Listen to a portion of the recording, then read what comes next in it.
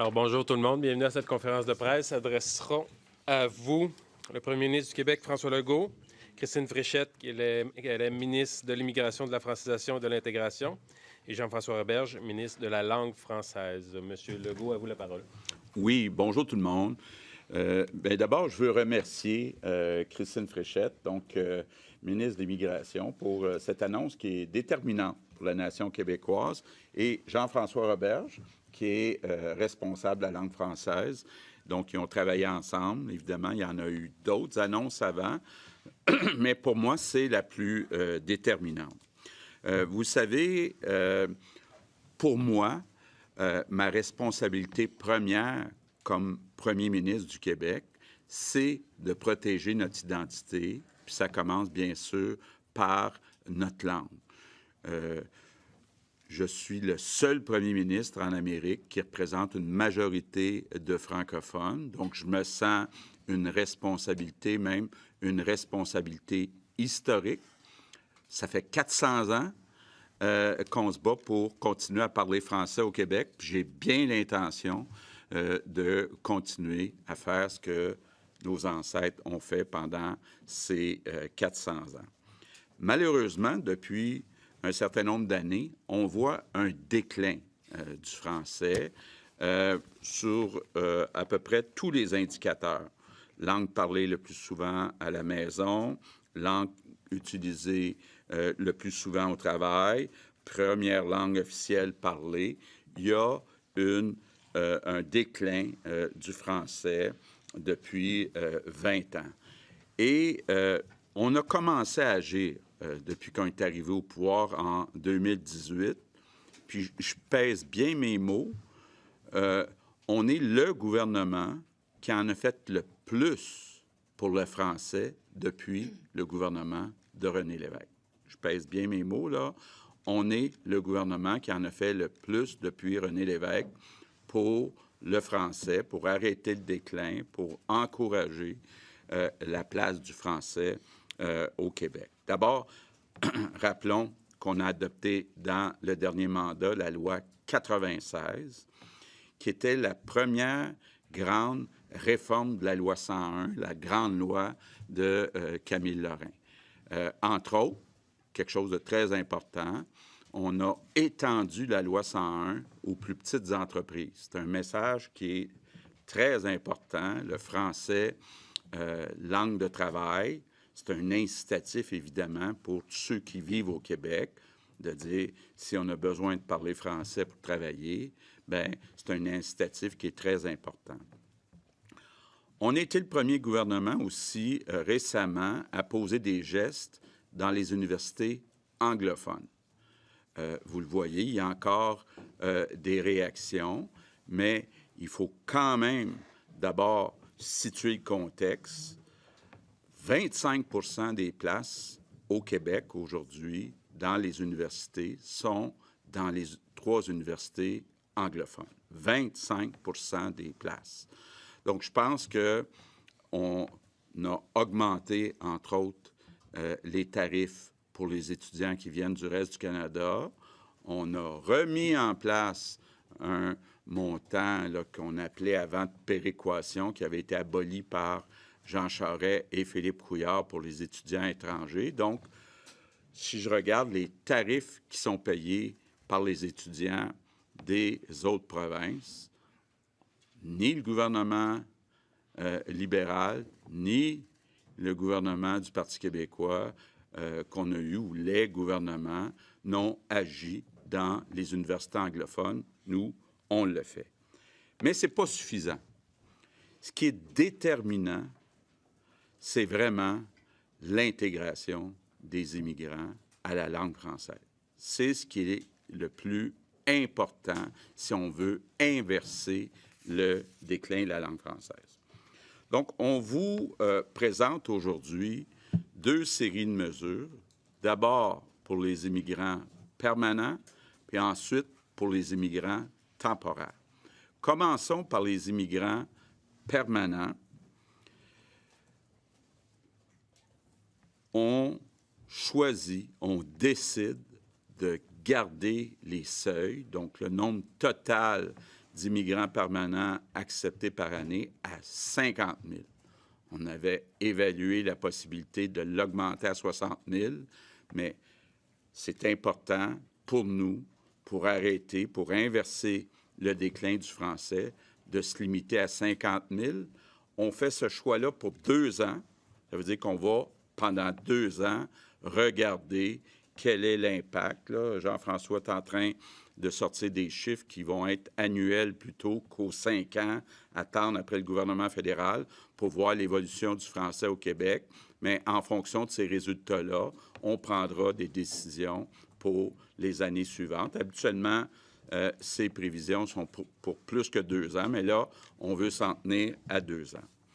Ce qu'on fait aussi, c'est que pour la partie importante de ces 50 000, qui sont les immigrants économiques, pour la première fois dans l'histoire du Québec, il va maintenant y avoir un test de français pour les immigrants économiques.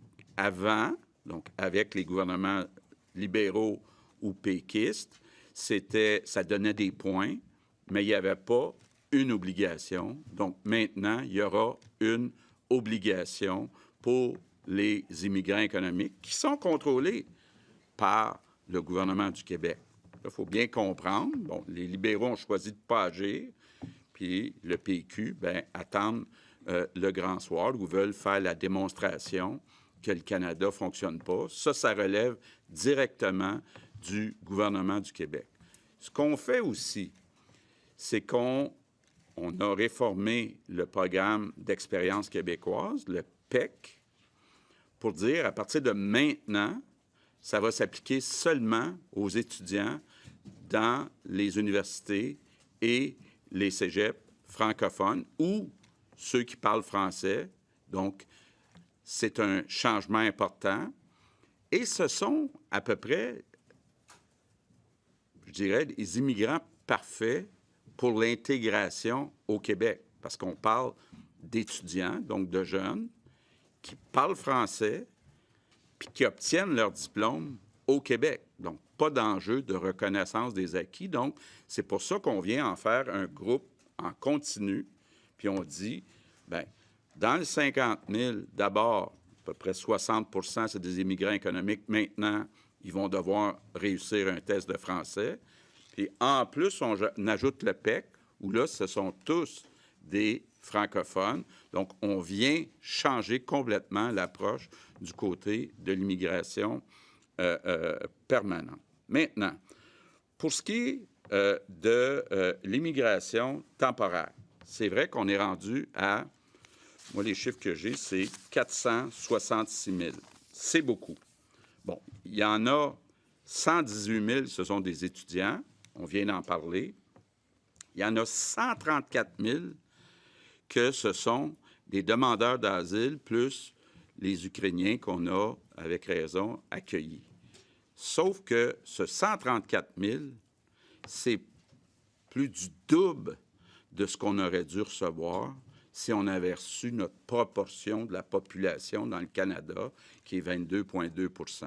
Donc, c'est plus de 54 % des demandeurs d'asile et Ukrainiens qu'on a reçus au Québec, alors qu'on représente 22 % de la population. Bon. L'autre groupe, ce sont les travailleurs. Dans les travailleurs, il y a ce qu'on appelle le programme des travailleurs étrangers temporaires, le PTET. Il y en a 59 000. Ceux-là sont contrôlés par le gouvernement du Québec. Donc, on émet un certificat. Donc, à l'avenir, ce qu'on va faire, c'est que s'ils veulent rester au Québec plus que 3 ans, ils vont devoir réussir un test de français. Ça veut dire qu'on le voit actuellement, il y a des immigrants temporaires qui sont là pour 5 ans, 10 ans, 15 ans. Bien, ils ne pourront plus rester plus que 3 ans sans avoir réussi un test de français. Maintenant, reste le groupe qu'on appelle les PMI, donc qui relève du gouvernement fédéral. Donc, on va envoyer une lettre pour le faire officiellement dans les prochains jours, mais on va demander au gouvernement fédéral de faire la même chose que ce qu'on fait pour le PTET, c'est-à-dire maximum 3 ans au Québec sans avoir réussi un test de français. Et je reviens sur les demandeurs d'asile.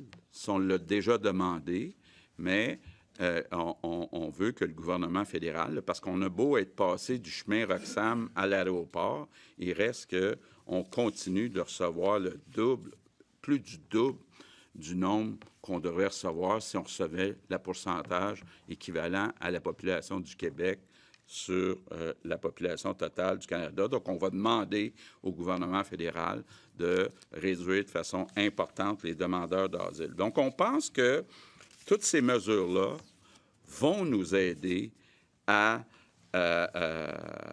inverser le déclin du français. Donc, le message va être très clair, là, autant pour les étudiants que pour les travailleurs. À l'avenir, si vous voulez venir au Québec plus que 3 ans, si vous voulez être reçu immigrant permanent, il va falloir parler français. Donc, c'est quand même historique ce qu'on fait. Ni un gouvernement du PQ, ni un gouvernement du Parti libéral avait agi sur cette université anglophone.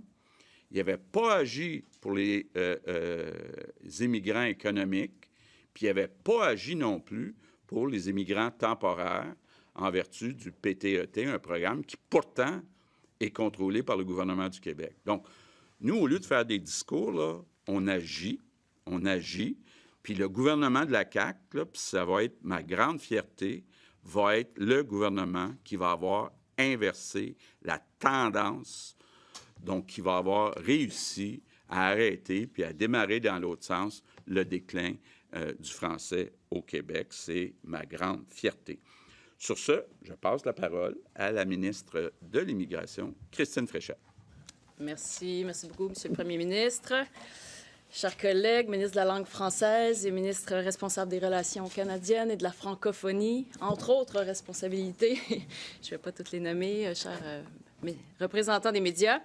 Donc, c'est avec fierté que je vous présente aujourd'hui le fruit de plusieurs mois de réflexion, de travail et de discussion et d'échanges et d'analyse en ayant déposé ce matin le plan d'immigration du Québec pour l'année 2024, de même que la planification pluriannuelle de l'immigration pour les années 2024 et 2025. C'est une planification qui, croit-on, va contribuer à l'atteinte de nos principaux objectifs en matière d'immigration, à savoir protéger la langue française et aider à atténuer la pénurie de main-d'œuvre. En mai dernier, on a fait une annonce historique, comme le rappelait le premier ministre, qui a amené un changement important, un virage pour l'approche que l'on adopte en matière d'immigration relativement à l'immigration économique. Notre gouvernement a mis en place une réforme réglementaire majeure qui remplit notre engagement de faire de l'immigration une solution pour lutter contre le déclin du français au Québec. Donc, une solution pour lutter contre le déclin de l'immigration au Québec. Il faut voir qu'on a complètement changé les règles du jeu. Ces modifications réglementaires favorisent une immigration économique francophone, si bien qu'en 2025, la proportion de requérants principaux ayant une connaissance du français dans la catégorie de l'immigration économique va atteindre 93 % en 2025. Elle est actuellement de 81 %. Donc, vous voyez le bond considérable que ça permet de faire en matière de connaissance du français que les réformes que l'on a présentées au printemps dernier, qui vont être mises en œuvre prochainement. Donc, ces modifications favorisent la venue de personnes qui vont s'intégrer plus facilement dans nos régions, dans la société québécoise, en français. Elles permettront aussi la mise en place de nouveaux programmes d'immigration économique, comme le programme de sélection des travailleurs qualifiés, le PSTQ, et aussi permettre une meilleure réponse aux besoins de main-d'œuvre dans une foule de secteurs clés de notre économie. Finalement, les assouplissements aussi aux exigences du programme de l'expérience québécoise, le PEC, dans le volet diplômé du Québec, permettront d'accélérer la sélection permanente des étudiantes et étudiants étrangers diplômés d'un programme d'études francophones. Ces modifications vont avoir un impact majeur sur la proportion des personnes immigrantes connaissant le français et sur notre capacité à répondre de manière plus précise aux besoins du marché du travail. Je suis donc très fière de vous annoncer la mise en place de ces modifications au cours des prochaines semaines. En fait, les nouvelles règles, là, mis à part celles concernant les travailleurs qualifiés, vont être en vigueur dès le 23 novembre prochain. Et en ce qui a trait aux travailleurs qualifiés, via le PSTQ, ces mesures vont être en vigueur à partir de l'an prochain, soit le 24 novembre 2024. Grâce à tous ces changements, bien, on se donne les moyens d'adopter le scénario qu'on a choisi pour nos seuils d'immigration. Alors, lors des consultations pour la planification pluriannuelle, on avait mis de l'avant 2 scénarios. Le scénario du statu quo à 50 000 et le scénario également de rehaussement avec, en supplément aussi, le PEC diplômé en continu. Au final, on a misé sur une solution qui est à la fois équilibrée, prudente et agile. Donc, on maintient un niveau de 50 000 admissions régulières annuellement et on y ajoute les diplômés en continu pour les personnes sélectionnées dans le volet Diplômés du Québec du programme de l'expérience québécoise, le PEC. Donc, l'admission en continu, qu'est-ce que ça veut dire? C'est que les personnes sélectionnées dans ce volet-là seront admises au fur et à mesure que leurs demandes de résidence permanente seront présentées à Immigration, Réfugiés, Citoyenneté Canada, à IRCC, donc au fédéral, sans égard aux 50 000, à la cible de 50 000 admissions régulières. Donc, ces personnes qui détiennent un diplôme d'un établissement d'enseignement québécois, elles parlent français, elles sont prêtes à intégrer le marché du travail et la grande majorité réside déjà au Québec. Donc, la capacité d'accueil sur le plan de l'habitation, notamment, n'est pas sollicitée d'une manière accrue. Leur intégration à la société québécoise est déjà amorcée parce qu'ils ont étudié au Québec. Ils savent qu'ils veulent rester au Québec et ils vont contribuer à la protection de la langue française puisqu'ils ont étudié dans des programmes en français, donc ils vont parler français. Alors, c'est pourquoi on souhaite accélérer leur passage au statut de résident permanent. Et comme l'a dit le premier ministre, on a décidé que ce plan s'étalera sur une période de 2 ans plutôt que 4. Ça, c'est une approche qui va nous permettre de bénéficier d'une plus grande flexibilité dans un contexte qui est vraiment très changeant, très rapidement. Pendant ces 2 années, on va pouvoir évaluer l'impact de nos réformes réglementaires. Donc, les 5 programmes d'immigration économique sont modifiés. On va voir qu'est-ce que ça donne dans les faits. On va pouvoir également évaluer la popularité du PEC diplômé en continu. On a fait une évaluation du nombre de personnes qui pourraient postuler pour le PEC diplômé en continu, mais on n'est pas certain que cette évaluation-là va être celle qui va se présenter. Donc, on va vérifier ça. On va pouvoir analyser également l'évolution de la situation linguistique au cours des 2 prochaines années, tout comme l'évolution du nombre de résidents non permanents. Ça, c'est particulièrement un bassin où ça a évolué beaucoup, très rapidement.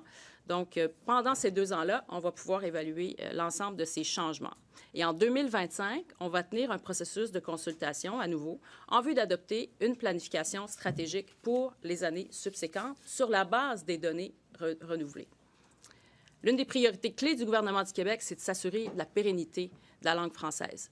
Il y a quelques semaines, Statistique Canada, on le sait, a publié une mise à jour de ses estimations du nombre de résidents non permanents qui sont au Québec et ça a soulevé de nombreuses préoccupations. Ce ne sont pas tous des travailleurs, il y a beaucoup d'étudiants, il y a des Ukrainiens, il y a des demandeurs d'asile, il y a d'autres personnes également qui proviennent de la catégorie humanitaire. On avait vu une hausse en terminant au sortir de la pandémie, mais les nouvelles données confirment maintenant un volume important de gens qui sont sur le territoire de manière non permanente. Alors, on veut agir pour faire en sorte que la connaissance du français s'améliore pour les travailleurs temporaires qui prolongeraient leur séjour au Québec. On voit depuis quelques années que les travailleurs temporaires sont beaucoup plus nombreux dans nos cours de francisation. On s'en réjouit, c'est une bonne nouvelle. On va être au rendez-vous pour les franciser. Mais je tiens à rappeler que c'est notre gouvernement aussi qui leur a ouvert les portes de la francisation. Avant 2019, les travailleurs temporaires n'avaient pas accès à la francisation. C'est le gouvernement de la CAQ, lors de son premier mandat, qui a donné cet accès aux temporaires. Et on voit aujourd'hui que les gens vraiment répondent à l'appel parce qu'ils constituent une grande part de nos apprenants à Francisation Québec. Donc, j'annonce aujourd'hui que lorsqu'un travailleur temporaire qui est visé par le programme des travailleurs étrangers temporaires, donc le PTET, voudra renouveler son permis après un séjour de plus de 3 ans au Québec, dans le but principal d'y travailler, eh bien, nous allons exiger qu'il ait une connaissance du français. C'est la première fois que le Québec impose des exigences linguistiques pour les travailleurs temporaires. Donc, c'est une avancée historique. Cette annonce s'inscrit dans le plan du groupe d'action pour l'avenir de la langue française, qui est piloté par mon collègue Jean-François Roberge. Donc, le travailleur temporaire devra nous démontrer une connaissance du français de niveau 4 à l'oral. Niveau 4, c'est le dernier palier du stade débutant. Il permet, en fait, là, comme descriptif de ce niveau, on pourrait dire que ça permet à une personne de discuter avec son entourage, d'échanger sur des informations, des thèmes familiers, par exemple les besoins courants, la vie quotidienne, des situations prévisibles. C'est important que les gens qui passent plusieurs années ici, même avec un statut temporaire, soient capables de parler et de comprendre le français. Fait important également à mentionner, c'est que les travailleurs agricoles ne sont pas soumis à cette nouvelle exigence. Un engagement sera également demandé aux employeurs ayant recours au PTET afin qu'ils soutiennent les efforts de francisation des travailleurs étrangers temporaires en leur allouant, par exemple, des créneaux pour apprendre le français pendant les heures normales de travail. Donc, le plan d'immigration, de même que les mesures annoncées aujourd'hui, s'ajoutent à l'intensification de nos efforts de protection et d'attraction qui favorisent la sélection et le recrutement de personnes immigrantes connaissant le français et répondant à nos besoins économiques. Le gouvernement est déjà en marche pour la francisation, comme vous le savez, grâce à Francisation Québec qui a été mise sur pied en juin dernier. En conclusion, donc, je tiens à saluer le travail, d'une part, de tous les collègues parlementaires. Nos travaux, dans le cadre de la commission parlementaire, se sont faits dans la collégialité au cours des 3 semaines de consultation où nous avons entendu... Oui, incluant les 2 adjointes parlementaires également, Valérie Schmaltz et Audrey Bogmans. Merci d'être là aussi. Et je voudrais saluer aussi le travail du ministère de l'Immigration, de la francisation et de l'intégration. Il y a beaucoup d'efforts qui ont été déployés au cours des derniers mois dans un temps très serré. Et voilà, donc en terminant, la planification pluriannuelle de l'immigration au Québec pour les années 24 et 25, de même que le plan d'immigration du Québec 2024 qui en résulte, illustre notre détermination à demeurer une société francophone, prospère, diversifiée et accueillante pour toutes les personnes immigrantes qui choisissent le Québec pour réaliser leurs ambitions. Avec ce plan, le gouvernement du Québec confirme sa volonté de faire de l'immigration un levier pour répondre de façon responsable aux enjeux de nature économique, linguistique, sociale et régionale. Nos régions doivent pouvoir bénéficier encore davantage de la richesse que représentent les talents venus d'ailleurs et d'ici, et ces derniers pourront profiter du dynamisme économique et social qu'offrent nos régions québécoises. Donc, notre gouvernement l'a déjà mentionné, l'immigration, c'est non seulement une richesse, mais c'est aussi une solution. Alors, une solution pour notre économie, pour la vitalité des régions, et également pour valoriser et protéger la langue française. Merci. Je passe maintenant la parole au ministre de la langue française, Jean-François Roberge. Merci, M. le Premier ministre. Merci, chère Christine, la ministre de l'Immigration, de la Francisation et de l'Intégration. Très heureux d'être avec vous ce matin, très fier aussi. Je me souviens à mon arrivée en poste, lorsque le Premier ministre m'a confié le mandat qu'il m'a confié, il m'a exprimé la priorité qu'il avait de défendre, mais défendre, c'est pas suffisant, je veux dire, de valoriser la langue française, d'arrêter son déclin. Donc, pas facile comme mandat, mais les mandats difficiles sont les plus stimulants, sont les plus importants, puis il faut être lucide. Sur le tableau de bord, en ce moment, les voyants sont au rouge. Il faut nommer les choses telles qu'elles sont. Là, français, langue de travail, français, langue parlée à la maison, français, langue de consommation culturelle ou langue de consommation numérique. Tout ça est en recul en ce moment. Mais au gouvernement, on n'est pas résigné face à cette situation-là, pas du tout. On est mobilisé, on est motivé, puis on est en action. Donc, je suis très, très fier, très content des politiques d'immigration présentées aujourd'hui par ma collègue, parce que je suis convaincu que ces politiques-là vont nous permettre de renforcer la langue française au Québec. Ce qui est présenté aujourd'hui par ma collègue a été discuté lors des travaux, comme elle l'a dit, du groupe d'action pour l'avenir de la langue française. C'est quand même pas banal, un comité, un groupe d'action de 6 ministres qui se rencontrent de manière très, très fréquente et qui arrivent fréquemment avec des mesures concrètes. Parce qu'à la Coalition Avenir Québec, nous sommes des idéalismes pragmatiques, c'est-à-dire on veut bien nommer les choses, mais on veut aussi trouver des solutions. Et le groupe de travail a déjà donné des résultats. Plusieurs mesures audacieuses et courageuses pour assurer la vitalité de la langue française ont été annoncées ces derniers mois, je veux le rappeler, suite aux travaux du groupe avec ma collègue, on a changé les règles pour l'immigration permanente, maintenant pratiquement 100% francophone.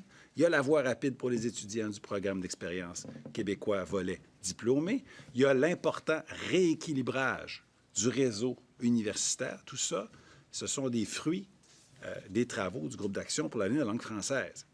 Aujourd'hui, on arrive avec une nouvelle mesure importante et innovante, l'exigence de connaissance du français pour les immigrants temporaires au renouvellement de permis. Comme ça a été dit, c'est du jamais vu, puis on est content d'aller là où personne n'est allé avant nous, parce qu'on est dans une situation très particulière. Le plan global, gouvernemental, interministériel du groupe d'action sera présenté très prochainement, puis on va agir sur tous les fronts. Et ce n'est pas nouveau que notre gouvernement agit pour la langue française. Souvenons-nous que dans le mandat précédent, il y a eu des gestes très, très importants. Le premier ministre l'a dit, l'adoption de la loi sur la langue officielle et commune du Québec, le français. C'est une loi qui nous a permis de toucher au cégep.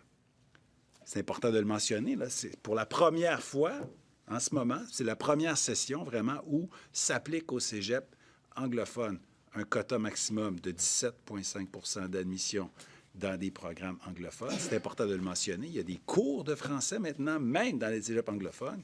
Il y aura bientôt des examens de français, même dans les cégeps anglophones. Il y a l'exemplarité de l'État. Il y a le droit de travailler en français. Ça, ce sont des gains qui arrivent maintenant grâce à notre courage du mandat précédent et on va continuer de récolter les fruits de ça.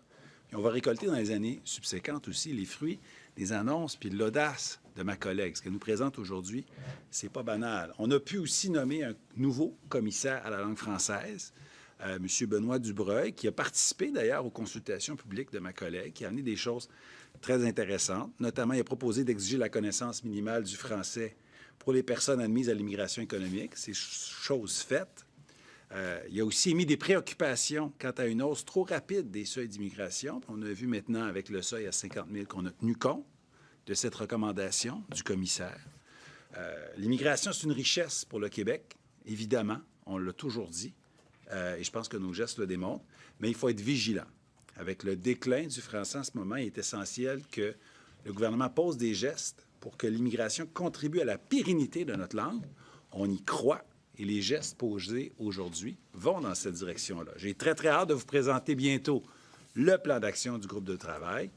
Comme je vous l'ai dit, le contexte est un peu difficile pour le français en ce moment, mais on est déterminé, on est mobilisé, on est en action pour assurer la pérennité, la vitalité de la langue française pour les générations à venir. Merci beaucoup.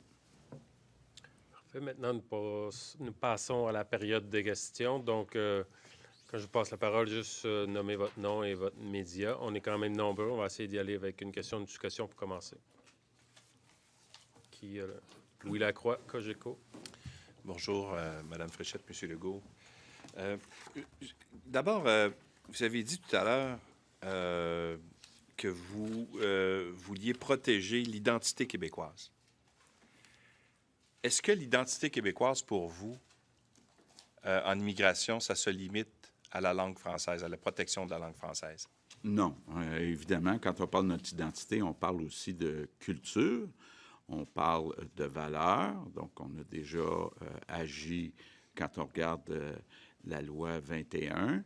Si je parle de culture, quand je suis arrivé comme premier ministre, le budget de la culture, c'était 1,2 milliard par année.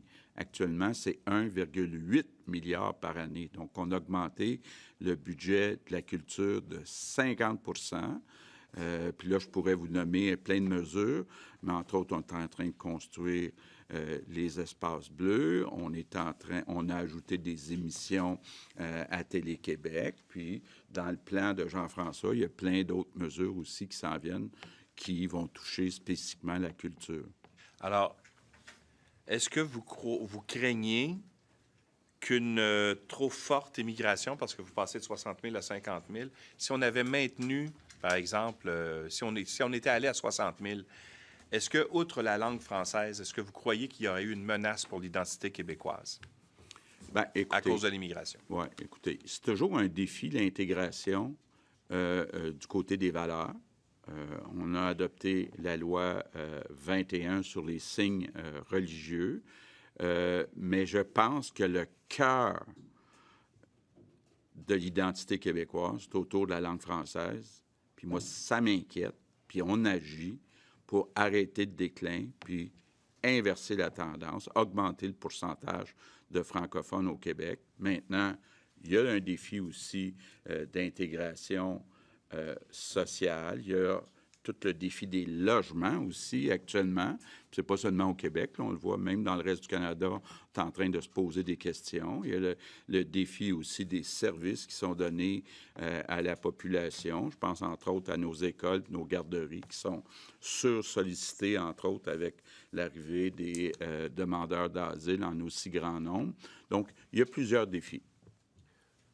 Hugo Pilon-Larose, La Presse. Bonjour. Le scénario que vous aviez soumis en consultation mentionnait 60 000 en 2027.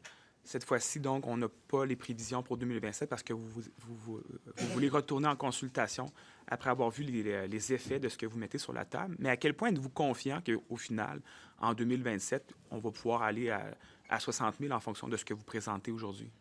Je ne suis pas en mesure aujourd'hui d'évaluer ou de prévoir exactement quelle sera la situation pour 2027. On pose des mesures fortes. Comme le disait Christine, il va falloir voir aussi quelle est la collaboration du gouvernement fédéral. Entre autres, je pense au PMI, de dire est-ce qu'eux aussi vont faire comme nous puis exiger un test de français lors du renouvellement. Donc, il y a beaucoup de questions comme ça. Le PEC, c'est tous des francophones, des étudiants francophones. Il va-t-il en avoir 2 000, 5 000, 10 000? C'est tout ça qu'il va falloir évaluer. Puis on se donne justement un programme seulement sur 2 ans pour regarder. Mais moi, je suis vraiment déterminé là, à ce qu'on inverse la tendance, qu'on inverse le déclin du français au Québec. On va prendre les mesures qui sont nécessaires, mais je pense qu'on a des chances avec ce qu'on annonce aujourd'hui d'y arriver. Vous annoncez aujourd'hui est désincarné du contexte politique actuel, dans le sens où, là, finalement, vous décidez pour 2 ans de rester à 50 000, et on a dans les sondages une remontée du Parti québécois qui, eux, privilégient une cible encore plus basse. Donc, est-ce que votre décision est motivée par la remontée dans les sondages du Parti québécois? Absolument pas, non. Et sur les tests pour les travailleurs temporaires, ces tests-là seront administrés par qui? Et est-ce que les employeurs auront l'obligation d'octroyer du temps aux gens pour pouvoir apprendre le français, ou c'est un engagement finalement basé sur l'honneur que vous leur demandez? Alors, au niveau des tests, ce seront les mêmes tests qui sont utilisés actuellement. Donc, on parle de 7 tests là, qui sont reconnus comme étant démontrant là, la compétence en français. Donc, ces mêmes tests seront utilisés. Comme vous savez, ce sont des tests dans lesquels on veut injecter davantage de Québec, de notions relatives au Québec, des expressions québécoises, des références culturelles ou autres québécoises. Donc, ce seront ces mêmes tests qui seront utilisés. Et on va obliger les employeurs à offrir des mesures de francisation sur les lieux de travail pour un certain nombre d'heures. Les modalités ne sont pas encore déterminées, mais on s'en va dans cette direction-là pour faire en sorte que les employeurs et que le lieu de travail puissent participer à la francisation des personnes qui ne parlent pas français.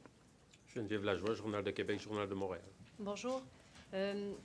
D'entrée de jeu, M. Legault, vous avez dit « Mon objectif avec cette annonce-là, c'est de protéger le français. J'ai une responsabilité en tant que premier ministre et tout ça. » Vous avez parlé de l'avenir de la nation québécoise. Juste après le lancement de votre communiqué de presse pour ce que vous annoncez aujourd'hui sur les seuils, la Chambre de commerce de Montréal, les manufacturiers exportateurs disent tous que on ne réussira pas à répondre à la pénurie de main-d'œuvre avec l'annonce que vous faites aujourd'hui. Est-ce que donc, pour vous, l'avenir du français est plus important que la pénurie de main-d'œuvre au Québec? Bien, mon défi, c'est de trouver un équilibre. Vous le savez, c'est important pour moi, l'économie, mais c'est important aussi d'arrêter le déclin du français. Donc, ma responsabilité comme premier ministre, c'est de trouver un équilibre. Et bien, quand on dit, par exemple, que les travailleurs temporaires vont avoir 3 ans pour apprendre le français, je trouve que c'est raisonnable.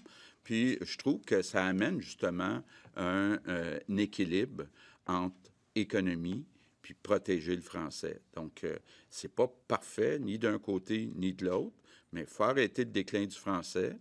Puis, bon, l'économie, je l'ai dit souvent, il va y avoir beaucoup de transformations, là. L'objectif, c'est pas de devenir un pays où il y a une croissance exponentielle de sa population. C'est d'être capable de bien servir la population avec des gens qualifiés en service, ça veut dire en éducation et en santé. Puis ça veut dire aussi d'offrir des emplois bien payés à ceux qui travaillent dans le secteur privé. Ça va poser un défi à certaines entreprises d'augmenter leur productivité pour être capable d'augmenter leur salaire. Parce qu'on le voit actuellement, il y a comme un plein emploi. Le bon côté pour les travailleurs, c'est qu'il y a une augmentation plus rapide des salaires au Québec que chez nos voisins. Mais encore une fois, l'objectif, je dis souvent, c'est pas la croissance du PIB, c'est la croissance du PIB par habitant. Un peu plus tôt ce matin, en mêlée de presse, vous avez dit, bon, je sais que en réaction là, au sondage, vous avez dit, je sais que les Québécois actuellement souffrent beaucoup de l'augmentation des prix, puis je vais essayer de voir comment je peux mieux les aider. Est-ce qu'on doit s'attendre à de nouveaux chèques pour les Québécois? Bien, je ne commencerai pas là, à dévoiler ce qu'il y aura dans la mise à jour la semaine prochaine, le 7 novembre, mais j'ai déjà dit qu'il y a des Québécois qui ont de la difficulté à payer leur loyer. Puis, n'oublions pas que depuis un an, on est passé d'une aide à 75 000 familles à une aide à 125 000 familles. Est-ce qu'on va aller plus loin? On va voir le 7 novembre. Donc, soyez patients. Juste une petite précision technique. Tout à l'heure, vous avez dit que le PEC, c'était tous des étudiants francophones. Le PEC diplômé. Diplômés. Est-ce que c'est effectivement, sont seulement diplômés dans des universités francophones? Bien, c'est soit dans une université francophone, soit qui parle français. C'est ça, il faut qu'il ait été diplômé d'un programme qui a été donné en français. Donc, c'est la langue dans laquelle ont été donnés les cours qui va prévaloir. Bien sûr, la majorité, ce sont des institutions d'enseignement francophones. Et sinon, si la personne n'a pas été diplômée d'un programme en français, eh bien, si elle nous prouve qu'elle a eu 3 ans d'études au secondaire ou au post-secondaire en français, par exemple, dans un lycée français, eh bien là, elle va pouvoir également postuler pour le PEC diplômé en continu. Thomas Laberge, La Presse canadienne. Oui, j'aurais des questions de précision par rapport aux chiffres plus précisément, là, parce que, bon, vous nous dites au fond que vous maintenez à 50 000, mais donc, finalement, le PEC est exclu du calcul, donc il va falloir les ajouter. Dans un des documents qu'on a reçus pour 2024, vous prévoyez 6 500 du PEC et entre 48 500 et 51 500, c'est bien ça.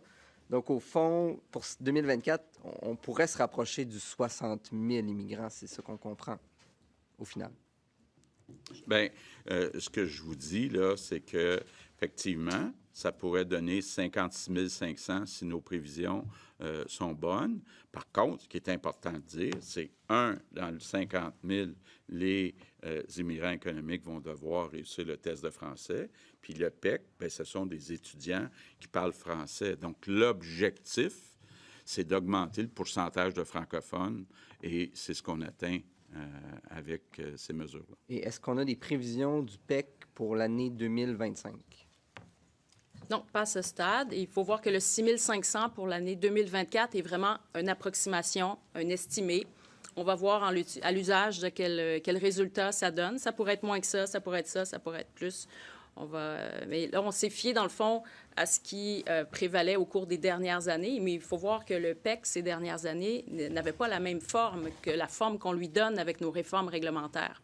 Alors, c'est pour ça qu'on n'est pas non plus assuré là, que ce soit le 6 500 qui va prévaloir, mais c'est l'estimé qu'on fait. Puis, je veux tout de suite peut-être prévenir, si jamais le Parti québécois dit « Ah, dans le fond, c'est 56 500 », est-ce que ça veut dire que le Parti québécois est contre le fait qu'on admette des étudiants qui parlent français? Alexandre Duval, Radio-Canada. Bonjour à vous trois.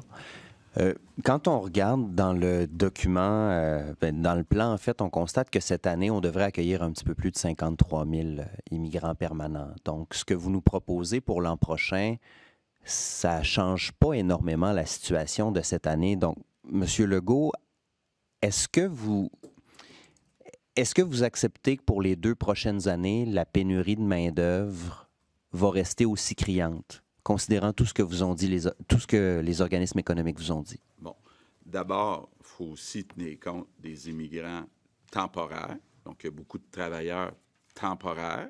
Là, maintenant, on souhaite que ces gens-là apprennent le français sur une période de 3 ans.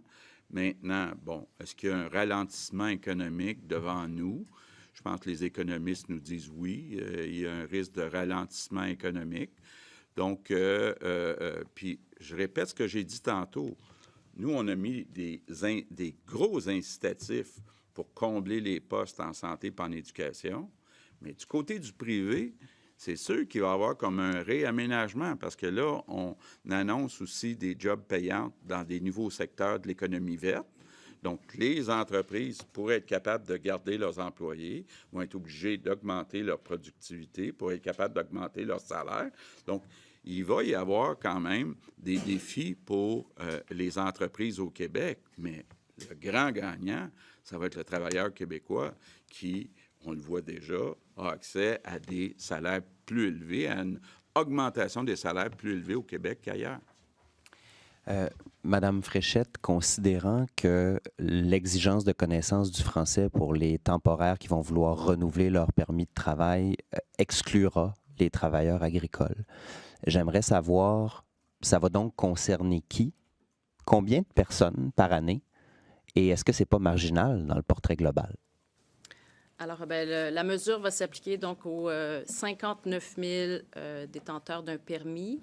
Si on se fie à la situation là, de juin dernier, donc il y avait 59 000 détenteurs de permis de PTET.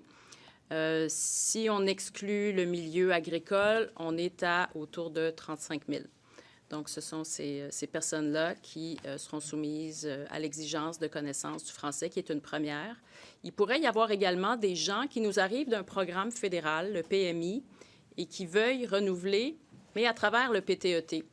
Donc, ça aussi, ça pourra faire un afflux de personnes. Et il faut voir qu'on demande au fédéral aussi d'adopter la même mesure.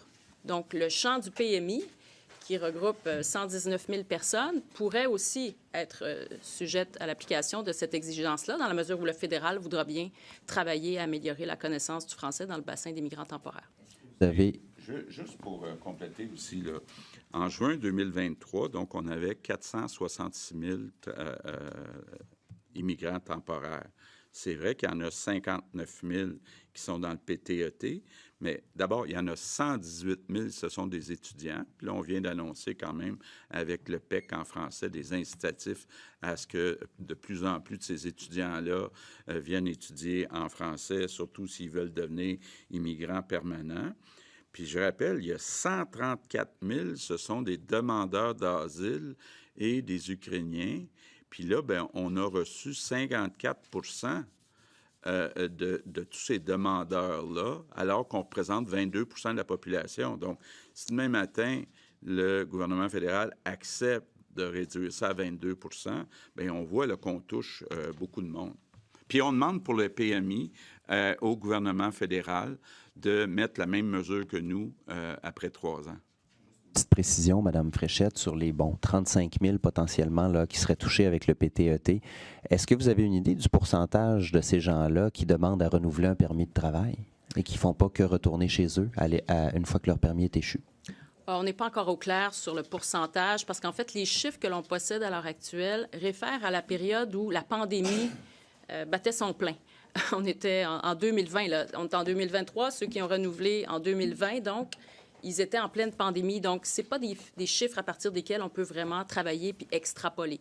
Donc, on va voir le pourcentage en question. Est-ce que ce sera... en fait, je ne veux pas aller de l'avant avec des estimés, là, mais la situation qui prévalait durant la pandémie, pour nous, n'est pas révélatrice de ce qui va survenir. Donc, ça va être à voir. Ça fait partie des éléments. Et j'aimerais ça juste compléter un petit élément pour dire que Francisation Québec là, est accessible à tous ces gens-là. Les demandeurs d'asile, les étudiants internationaux, les travailleurs étrangers temporaires, tous ces gens ont accès à Francisation au Québec sans frais et peut-être même avec des allocations financières. Donc, là, il y a là un message aussi, une grande ouverture de notre part pour qu'ils apprennent le français. Bonjour à vous tous.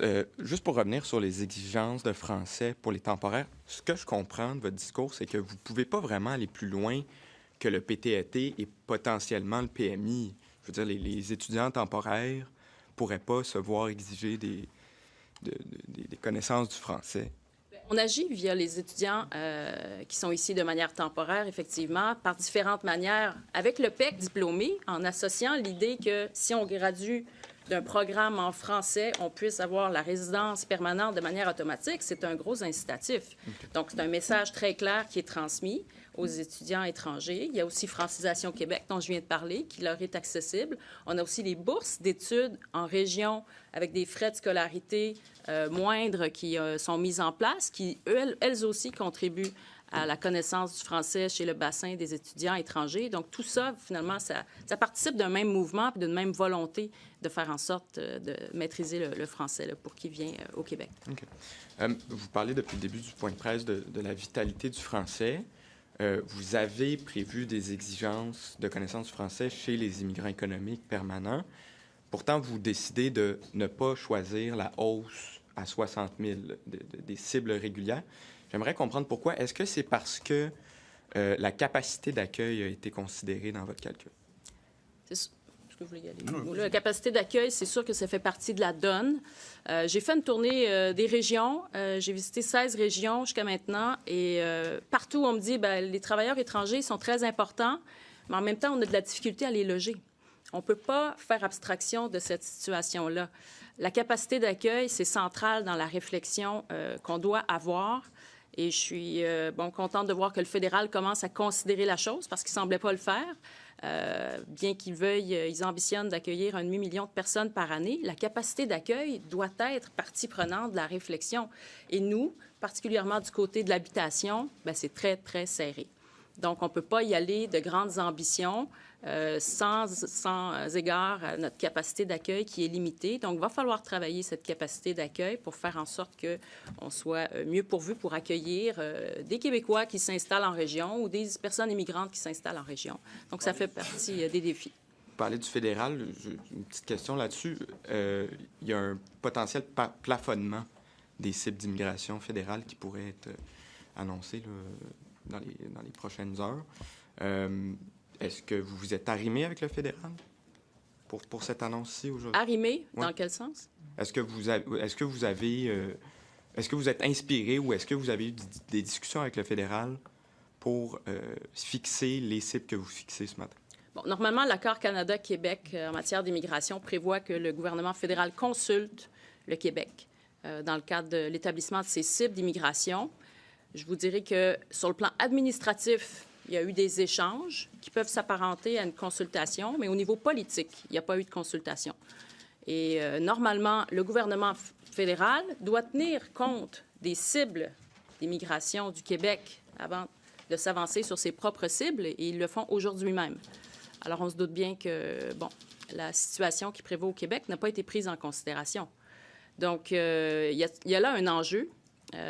Et c'est sûr que nous, notre attente, c'est de voir le fédéral réduire ses ambitions en matière d'immigration, justement pour cette notion de capacité d'accueil. Puis cette notion de capacité d'accueil au Québec, elle inclut aussi notre capacité à franciser les gens. Et Francisation Québec est à l'ouvrage, mais en même temps, il faut rester encore là réaliste. Donc, on s'attend à ce que le fédéral réduise ses cibles d'immigration pour que la capacité d'accueil du Québec puis du pays, je pense, dans son ensemble, soit prise en considération. Mais juste une précision, parce que Marc Miller, ce matin, à la période des questions à Ottawa, a dit qu'il avait consulté le Québec pour fixer ses seuils d'immigration. Sur le plan administratif, il y a eu effectivement un échange, mais au niveau politique, moi, je n'ai pas été consulté pour les cibles d'immigration canadiennes. Simon Bourassa, nouveau. Bonjour à toi. Parlant de capacité d'accueil, est-ce que vous allez revoir les critères de la capacité d'accueil du Québec au cours des prochaines années? Puis sur quels critères on se base pour définir une capacité d'accueil? Parce qu'il y a beaucoup de choses qui se disent là-dessus.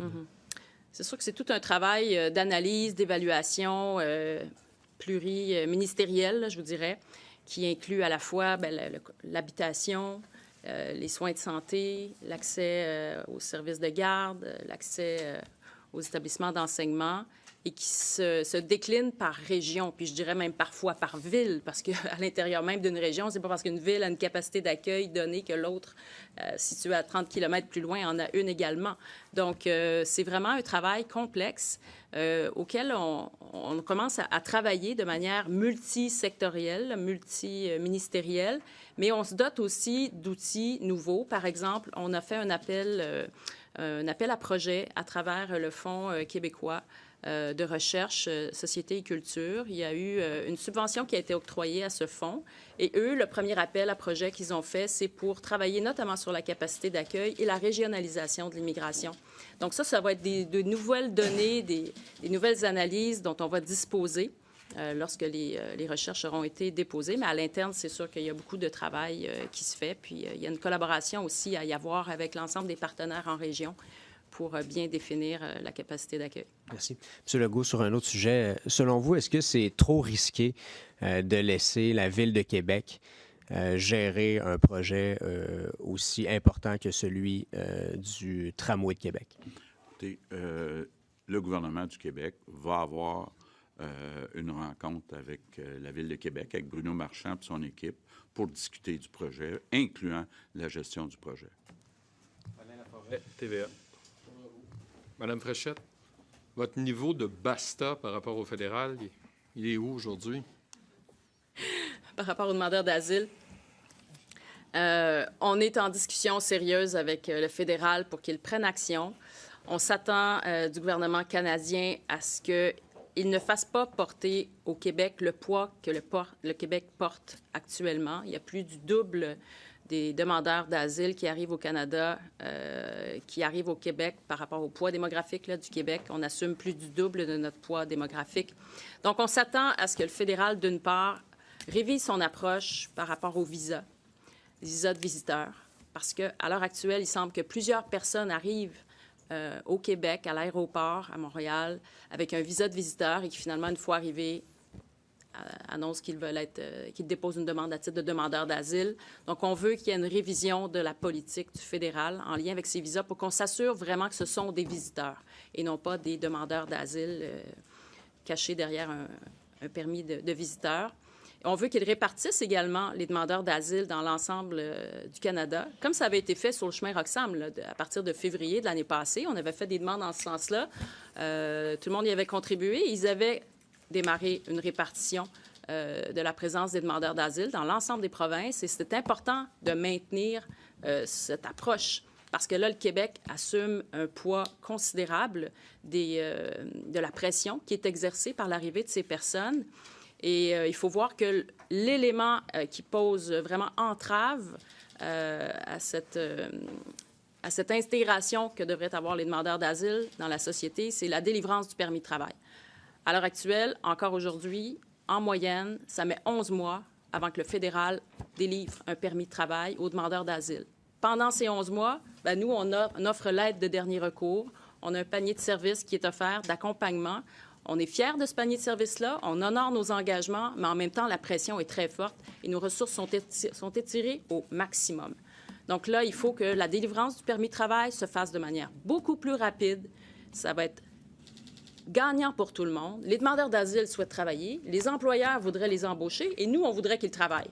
Sauf que le fédéral porte entrave avec l'émission des permis de travail qui met 11 mois. Et par ailleurs, on va être remboursé pour l'ensemble des coûts qui ont été dégagés, investis par le Québec depuis le début de l'arrivée importante des demandeurs d'asile. Donc, il y a des discussions qui sont en cours à ce sujet-là. Comme ministre des Relations canadiennes, je vous dirais qu'on travaille évidemment ça en collaboration. Christine et moi, il y a des gens qui pensent que c'est pas possible de faire des ententes puis de faire des gains, mais je veux juste leur rappeler qu'on a réussi à faire fermer le chemin Roxham, qu'on a réussi à transformer la loi sur les langues officielles, qu'on vient de s'entendre sur le logement pour plus de 900 millions. Donc, nous, on continue de travailler puis à faire des gains. Juste une précision à ma deuxième question. On est rendu à combien au niveau des coûts, approximativement? On donne pas nécessairement les estimés, mais quelques centaines. Ouais. Quelques centaines de millions? Oui, quelques centaines. Sébastien Desrosiers. Je peux te poser ma deuxième? Non, Monsieur le Premier ministre, vous avez souvent dit en prendre moins, mais en prendre soin. On comprend que le français, il joue pour beaucoup. Mme Fréchette nous a parlé du logement. Est-ce que c'est les deux seules variables ou également le manque de profs, il est pour quelque chose aussi? Bien là, moi, ma priorité, là, c'est d'arrêter le déclin du français. Donc, c'est le premier critère que j'utilise, mais s'ajoute aussi donner les services publics, donc en éducation, en santé, trouver des logements, etc., etc. Mais moi, ma priorité des priorités, là, c'est arrêter le déclin du français. Je suis vraiment déterminé à ce que le gouvernement de la CAQ soit le gouvernement qui a arrêté le déclin du français, puis qui va même être capable de monter une croissance du pourcentage de francophones. Bien, là, les derniers chiffres qu'on a, c'est 2021. Maintenant, c'est une annonce importante aujourd'hui. Il faut la mettre en place.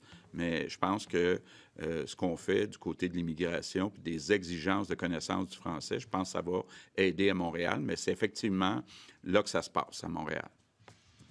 Sébastien Desrosiers, Radio-Canada. Bonjour. Pourquoi avoir exclu les travailleurs agricoles de l'obligation de passer un test de français pour renouveler son permis de travail? Parce qu'en fait, c'est la sécurité alimentaire du Québec qui est associée au milieu agricole. Donc, on veut faire en sorte de ne pas déstabiliser le milieu agricole. Et on le sait que depuis la pandémie, la sécurité alimentaire, hein, c'est encore plus valorisé et important et central.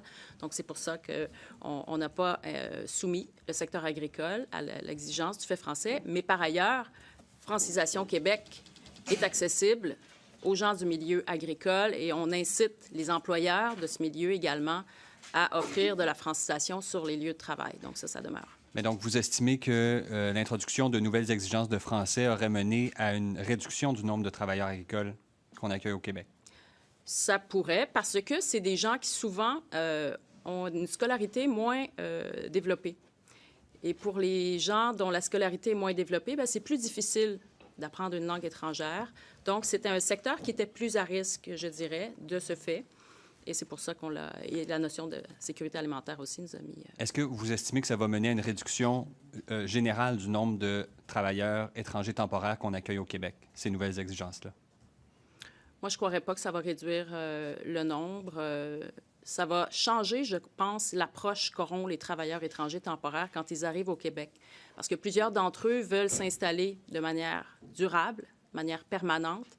Alors, je pense qu'ils vont capter le message que l'apprentissage du français, ça va être la clé pour eux, pour l'intégration à long terme au Québec. Et je pense que la volonté d'apprendre le français va être beaucoup plus forte là, du fait de l'approche qu'on prend. Mais pour obtenir leur résidence permanente, il fallait déjà qu'ils démontrent une connaissance du français. Donc, d'un autre niveau. Ce qu'on ajoute, c'est simplement pour renouveler leur permis de travail, ils vont devoir connaître le français. Mais... Pour la résidence permanente, il faut avoir un niveau de connaissance du français niveau 5 si les personnes ont des qualifications manuelles ou intermédiaires et niveau 7 si elles ont des hautes compétences avec un niveau aussi à l'écrit. Tandis que pour les temporaires, là, on est au niveau 4. Donc, la marche est moins haute pour ce qui est de l'apprentissage du français. J'ai bien compris. Peut-être une dernière question. Est-ce que ça s'accompagne d'une bonification des ressources de Francisation Québec qui semblait surchargée là, cet automne? C'est sûr qu'on a besoin davantage de ressources et on travaille à ça. On est en processus continu d'embauche pour notamment des professeurs. Donc oui, ça s'accompagne de ça. Fanny Lévesque, La Presse. Oui, bonjour à vous trois. Monsieur Legault, j'ai entendu votre réponse sur le tramway, mais quand même, à sa face même, là, est-ce que ça tient la route que la Ville de Québec soit maître d'œuvre du projet? Puis qu'est-ce que ça dit, le fait qu'il n'y a pas de soumissionnaire qui ait répondu? Bien là, je comprends que vous essayez d'avoir des réponses avant qu'on rencontre le maire de Québec, là, mais comme l'expliquait bien la vice-première ministre et ministre des Transports, le projet il est géré par la Ville de Québec. Puis là, on vient d'avoir de l'information.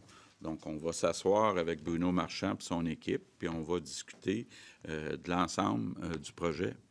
Mais leur message, c'est que la balle est maintenant dans le camp du gouvernement du Québec.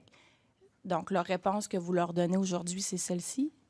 Non, on va... Quel signal vous leur envoyez? Non, mais ce que je veux, c'est d'abord avoir plus d'informations, voir exactement ce qu'ils proposent au niveau de la gestion du projet. Là, hier, il nous parlait de 12-13 milliards. Là, il dit 8,4 milliards, c'est nous qui gérons. honnêtement, là, c'est à peu près toute l'information que j'ai. Là. Donc, on veut avoir une rencontre avec Bruno Marchand pour faire le tour d'un projet qui est quand même très important puis très coûteux. Mais votre appui au tramway ou un autre projet, là, est-ce que ça, ce qui s'est passé aujourd'hui change votre appui ou votre vision du projet? Bien, je vais d'abord, moi, je souhaite avoir un projet, mais je vais d'abord, on va d'abord rencontrer Bruno Marchand pour avoir toutes les informations, puis on va vous revenir rapidement. Puis une petite dernière, justement, si ça coûte trop cher, est-ce que vous en avez un plan B pour le réseau Si, là, on va commencer par Québec? avoir une rencontre et puis de discuter du projet, de la gestion du projet, puis du coût du projet. Donc, on va discuter de tout ça, là, puis on répondra ensuite à vos questions. Mais vous avez dit que c'était inquiétant, 8,4 milliards tout à l'heure. Oui, c'est toute Qu'est-ce une qui est augmentation. inquiétant là-dedans? Bien, c'est beaucoup d'argent là, par rapport à ce qui était prévu. Est-ce que c'est moins inquiétant? C'est inquiétant aussi, oui. On passe en anglais, Franca Miniaca Global. Surtout que là, je ne suis pas certain, là, mais on me dit que là, on a enlevé toutes les provisions d'imprévus et tout ça. Là, donc, mais je veux voir ça, là. Je n'ai pas vu le détail. Hein. Pardon? Bien, il faudrait que je voie le détail avant. Là. Je m'excuse d'être plate comme ça, là. Moi, je n'ai pas. Vous avez eu l'information. Votre gouvernement a eu l'information déjà.